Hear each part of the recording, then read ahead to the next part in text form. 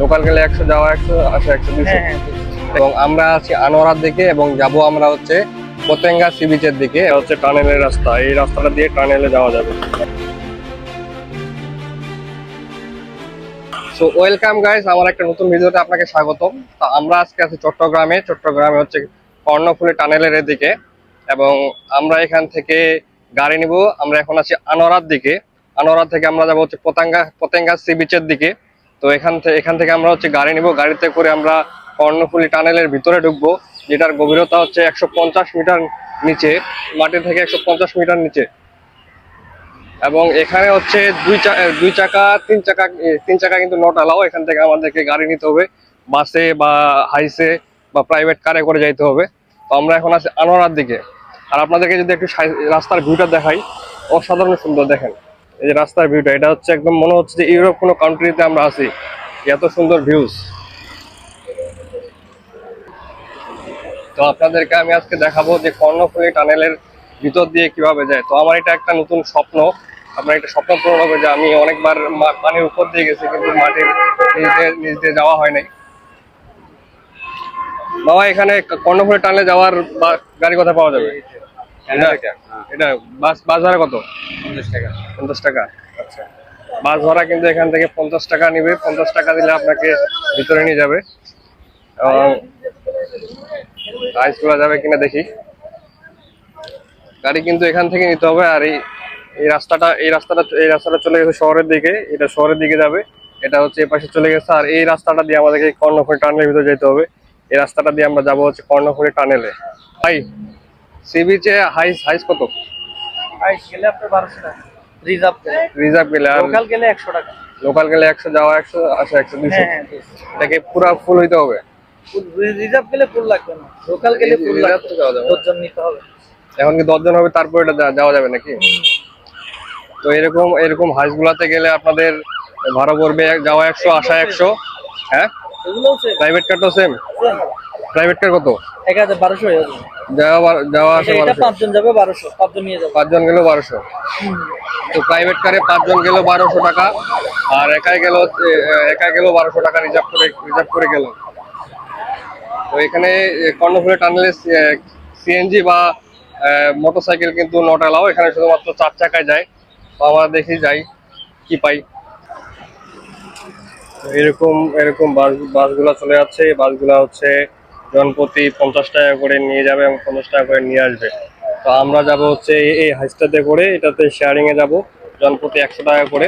কারণ আমাকে আবার সামনে বসে ভিডিও করতে হবে, আপনাদেরকে ভিউজটা দেখাইতে হবে। আর এটা হচ্ছে টানেলের রাস্তা, এই রাস্তাটা দিয়ে টানেলে যাওয়া যাবে।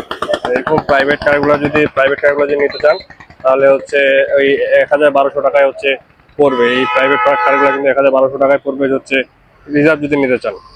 এরকম হাইস গুলাতে কিন্তু জনপ্রতি নিবে 100 টাকা করে। আপনারা শেয়ারিং এর মাধ্যমে যাইতে পারবেন।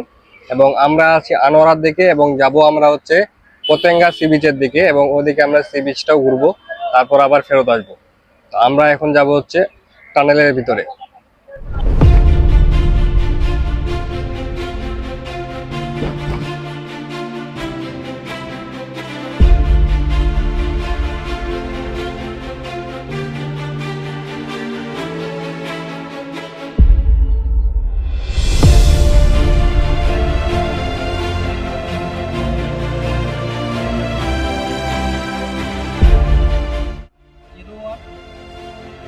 নিজের গাড়ির নাম্বার বলে প্রতিটি গাড়িকেই কিন্তু নির্দিষ্ট পরিমাণে টোল ভাড়া দিতে হয়, এবং আমাদের গাড়ির টোল ভাড়া হচ্ছে 250 টাকা। এবং এই টোল ভাড়া দিয়ে কিন্তু আমাদেরকে কর্ণফুলী টানেলের ভিতরে কিন্তু প্রবেশ করতে হবে।